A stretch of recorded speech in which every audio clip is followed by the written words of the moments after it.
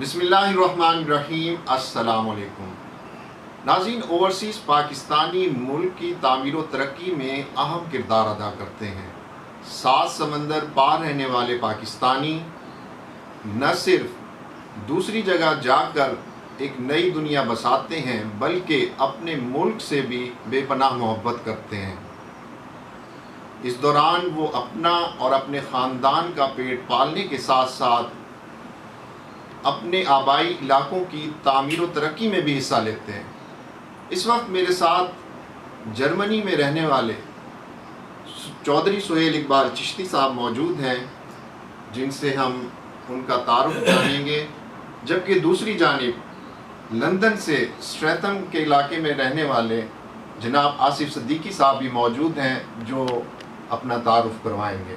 जबकि शाह साहब भी असद शाह साहब भी हमारे साथ मौजूद हैं और उनसे भी हम तारुफ जानेंगे और उनकी खिदमत के बारे में जानना चाहेंगे। नाज़रीन, अब इस वक्त हम जानते हैं चौधरी सुहेल इकबाल चिश्ती साहब से, जो अपने ख़यालात का इजहार करेंगे। हम उनकी ज़िंदगी के बारे में जानते हैं और अपने आबाई इलाके के उनके आबाई इलाके के बारे में जानना चाहेंगे और उनका सियासी बैकग्राउंड और समाजी खिदमत के बारे में जानना चाहेंगे। जी सुहेल इकबाल चिश्ती साहब।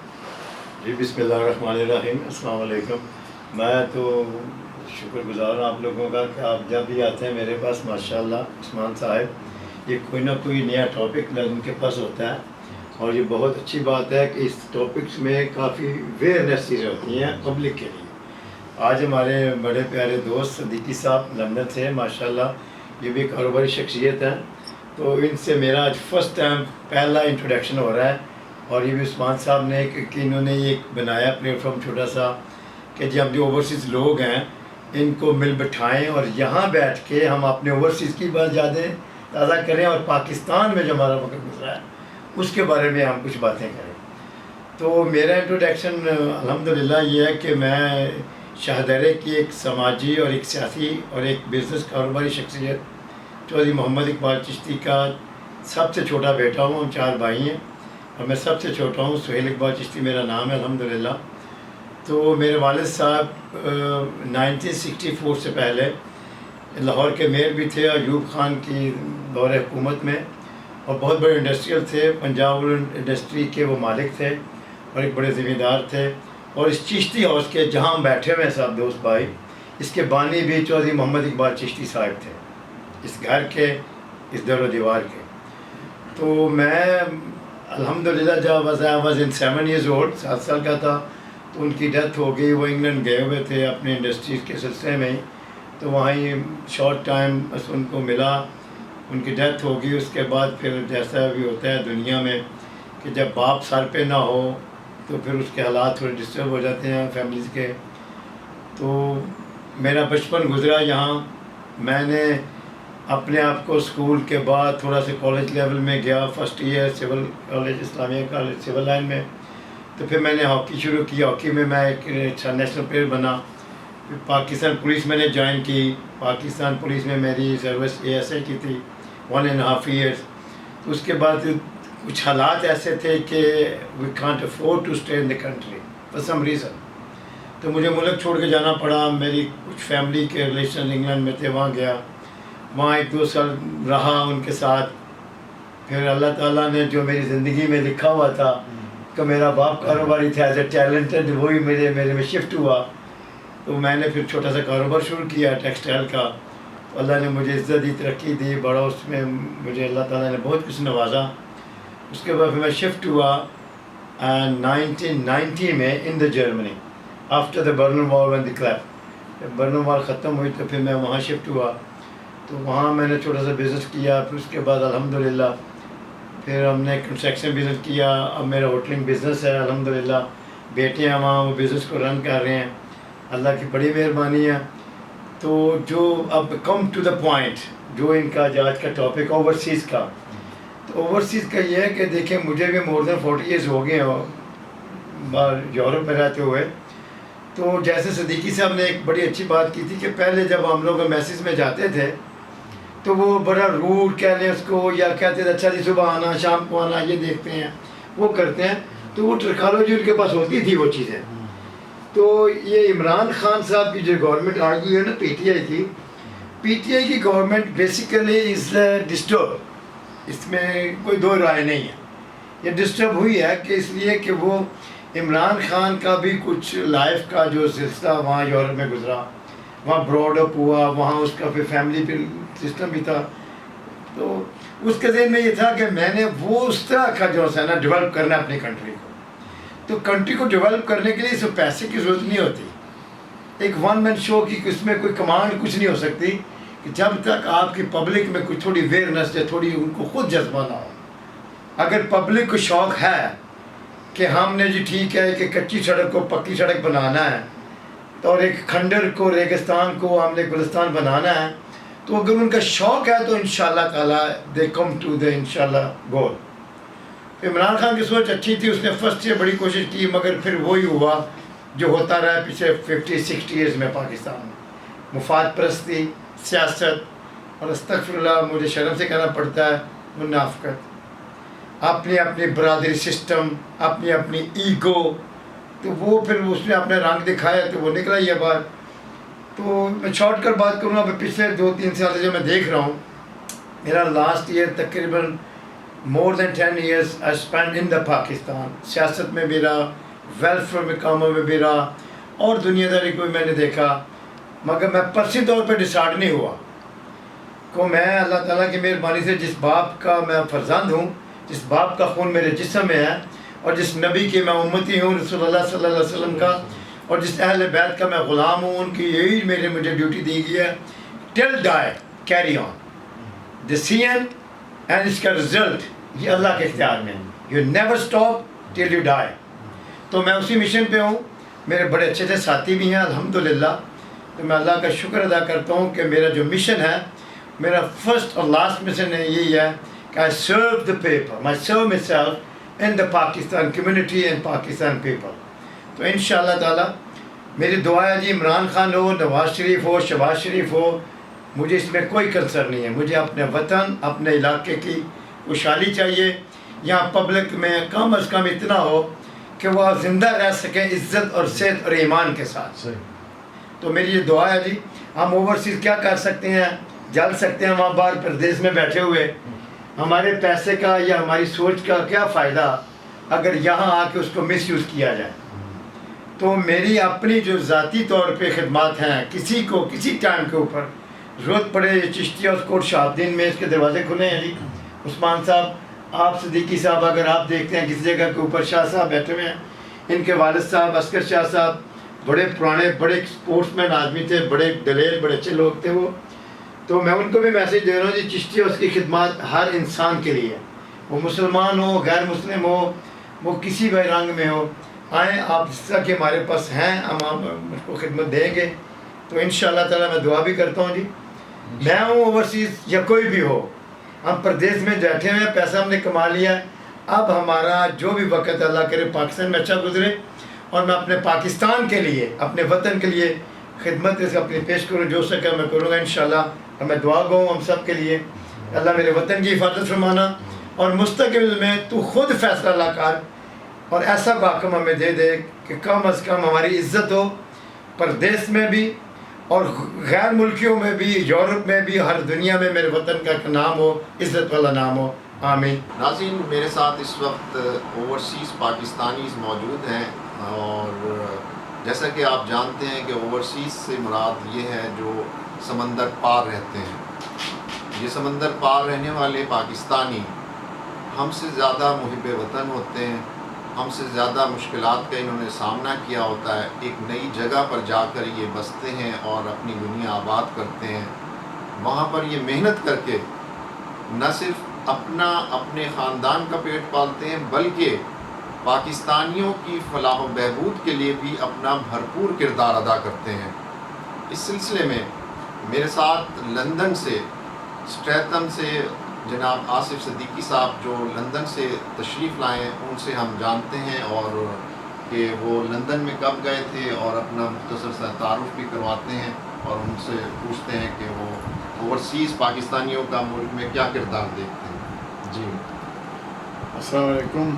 جیسے سلیمان صاحب نے بتایا کہ آصف صدیقی میرے میں 71 کے آخری سن 1971 کے آخری دنوں میں لندن گیا تھا تعلیم کی غرض سے، اور 5-6 سال کی تعلیم مکمل کرنے کے بعد میں وہاں کی ملازمت اور اس کے بعد کاروباری زندگی میں جڑ گیا، اور وہاں پر آج کل ایک کاروبار چھوٹا سا آرگنائز رکھا ہے میں نے، جو کہ جس کا فوکس پاکستان سے ایکسپورٹ کو پروموٹ کرنا ہے، اور پاکستانی پروڈکٹ کو خاص طور سے فوڈ اینڈ کنفیکشنری چیز جو فاسٹ فوڈ کنزیومر گڈز ہوتی ہیں ان کی یہاں سے ترسیل کرانا، ایکسپورٹ کرانا مڈل ایسٹ میں اور UK میں، آئرلینڈ میں۔ یہ میرا ایک چھوٹا سا سیٹ اپ ہے جس سے مجھے کافی مطلب کہ آمدنی بھی ہوتی ہے الحمدللہ، اور اس سے میں مشغول بھی رہتا ہوں کافی، اور انجوائے بھی کرتا ہوں اس کام کو۔ موجودہ حکومت جو PTI گورنمنٹ ہے اس سے آپ کتنا مطمئن ہیں، کتنے مطمئن ہیں کہ اوورسیز پاکستانیز کے لیے انہوں نے کردار ادا کیا ہے، اور آپ کیا چاہتے ہیں، حکومت کو کیا سجیشن دینا چاہتے ہیں کہ وہ اوورسیز پاکستانیز کو کیسے فیسیلیٹیٹ کرے اور اپنا ان کو سہولیات پہنچائے؟ میرے خیال میں جو حالیہ حکومت ہے PTI کی، اس نے اوورسیز پاکستانیز کے لیے بہت ہی اعلیٰ قسم کی سہولیات پیدا کر دی ہیں، خاص طور سے جو ایمبیسی ہے جس کا مجھے ذاتی تجربہ بھی ہے۔ مثلاً ایک میرا ID کارڈ تھا جو کہ اس سال کے فروری 22 کو ایکسپائر ہو چکا تھا، تو میں ایمبیسی گیا تو ودن فیو میرے خیال آورز میں میرا وہ کام ہو گیا، اور 7 ڈیز میں نے جو سروس چوز کی تھی اپنے لیے وہ فوراً میرے پاس کارڈ بن کے بھی آ گیا، جو کہ مجھے یاد ہے پہلے اگر میں اس دور کو دیکھتا ہوں تو وہاں مجھے پہلے جا کے انفارمیشن لینے میں دشواری ہوتی تھی، اس کے بعد انفارمیشن لے کے جاؤ بھی تو اس کی یہ تصدیق کراؤ، تو تقریباً 2-4 وزٹس کے بعد وہ مسئلہ ہمارا حل ہوتا تھا، اور اکثر ہم کسی نہ کسی بندے کو ڈھونڈ رہے ہوتے تھے ایمبیسی میں کہ یار یہ ہماری کیس آیا ہے، ذرا اس کو سالو کر دیں۔ اس لحاظ سے تو یہ فینٹاسٹک کام ہوا ہے، اور حالیہ گورنمنٹ کے یہ بھی ایک بات کہنی چاہیے کہ جو وہ اوورسیز پاکستانیوں کی اہمیت کو اچھی طرح سمجھتے ہیں، اور اوورسیز پاکستانی یقیناً پاکستان سے بے پناہ پیار کرتے ہیں، کثرت سے جو ہیں، لیکن یہ ایک ویو ہے کہ اگر وہ کسی اپوزٹ کیمپ میں بیٹھے ہیں یا ان کی آئیڈیالوجی آج کل کی حکومت سے نہیں ملتی ہے تو وہ تنقید بھی کرتے ہیں، ان کا حق ہے بالکل تنقید کریں، لیکن جو پاکستان کی کنسٹرکٹیو تنقید کرتے ہیں تو وہ تو جائز ہے، لیکن وہ ذاتیات پہ جو تنقید کی جاتی ہے وہ بالکل ناجائز اور وہ نابلغ ہوتی ہے میرے خیال میں۔ تو PTI کی گورنمنٹ میرے اوور آل ایکسپیرینس میں تو اچھا کام کر رہی ہے، لیکن اگر آپ گراؤنڈ لیول پہ یہاں دیکھتے ہیں، آ کے گلی کوچوں میں جا کے اور اپنے دوست احباب سے ملتے تو وہ ان سے نگیٹو وائبس ملتی ہیں ہمیں۔ ہم کیونکہ باہر رہتے ہیں تو ہمیں وہ سمجھ آتی ہے بات کہ یہاں کے لوگوں کو معاشی مسائل ہیں، مہنگائی کے مسائل ہیں، اور جابس امپلائمنٹ کے مسائل ہیں، وہ فیس کر کے یہاں پر وہ تنگی تو ہے، اور پاکستان خود ایک انڈر ڈیولپ کنٹری ہے اور ڈیولپنگ کنٹری کی طرف بڑھ رہا ہے، یہاں بھی بہت گنجائش ہے کام کرنے کی۔ تو حالیہ گورنمنٹ ان حالات میں جس بھی طریقے سے محنت کر رہی ہے، فوکس کر رہی ہے، ان کو کئی محاذ پہ لڑنا پڑ رہا ہے۔ ایک تو ہے کہ جو کہ سیاسی دشمنی کا ماحول پاکستان میں پایا جاتا ہے، جہاں پہ ہم ایک دوسرے کو ختم کرنے کے ہر وقت تیار رہتے ہیں۔ آج کل جو سیاسی ڈرامہ ہو رہا ہے پورے پاکستان میں، جس کا فوکس روزانہ صبح شام ہم سنتے رہتے ہیں، اور رات بھر جو ٹی وی پہ تبصرہ نگار اپنی رائے دیتے رہتے ہیں، اس سے ہمیں اندازہ ہوتا ہے کہ کیا سیاسی ہیٹ اپ کیسی اس ملک میں آج کل ہے۔